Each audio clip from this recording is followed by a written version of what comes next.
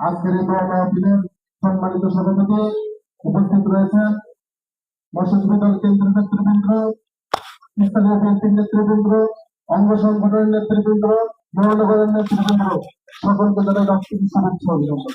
সংগ্রামী উপস্থিতি, যেহেতু আজকে দোয়া মাহফিল, আপনারা জানেন বাংলাদেশের অধিনায়ক মাদার অফ ডেমোক্রেসি দেশ নেত্রী ম্যাডাম খালেদা জিয়া অসুস্থ। ম্যাডাম খালেদা জিয়া অসুস্থ মানে বাংলাদেশ অসুস্থ। ম্যাডাম খালেদা জিয়া সুস্থ মানে বাংলাদেশ সুস্থ। ম্যাডাম খালেদা জিয়া আজকে বাংলাদেশ আসে, ম্যাডাম খালেদা জিয়া কাঁদলে বাংলাদেশ কাঁদে।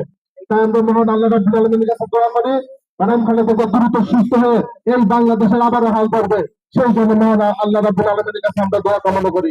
সংগ্রামী উপস্থিতি, আপনারা জানেন 25 তারিখ আমাদের সেই মাহেন্দ্র খান ভারপ্রাপ্ত চেয়ারম্যান, দেশ নায়ক, আগামী বাংলাদেশের কান্ডারি তারেক রহমান আমাদের বিএনপিতে বাংলাদেশে প্রত্যাবর্তন করবেন।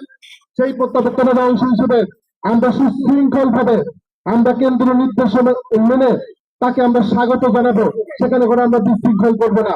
আপনারা জানেন সামনে একটা নির্বাচন, যে নির্বাচনের জন্য আমরা দীর্ঘ সময় আন্দোলন সংগ্রাম করেছি, এখনো সেই নির্বাচন নিয়ে ষড়যন্ত্র হচ্ছে। তবে সকল ষড়যন্ত্র নস্যাৎ করে আগামীতে ভোট যুদ্ধ হবে, সেই ভোট যুদ্ধে ধানের শীষ ব্যালট বিপ্লবের মাধ্যমে আবারও ক্ষমতায় আসবে, সেই আশা এবং সেই আহ্বান দেখে এবং গাজীপুর মহানগর মৎস্য দলকে আবারও ধন্যবাদ জানিয়ে আমি আমার বক্তব্য এখানে শেষ করছি। বাংলাদেশ জিন্দাবাদ, জাতীয়তাবাদী মৎস্য দল জিন্দাবাদ, সবাইকে ধন্যবাদ, খোদা হাফেজ।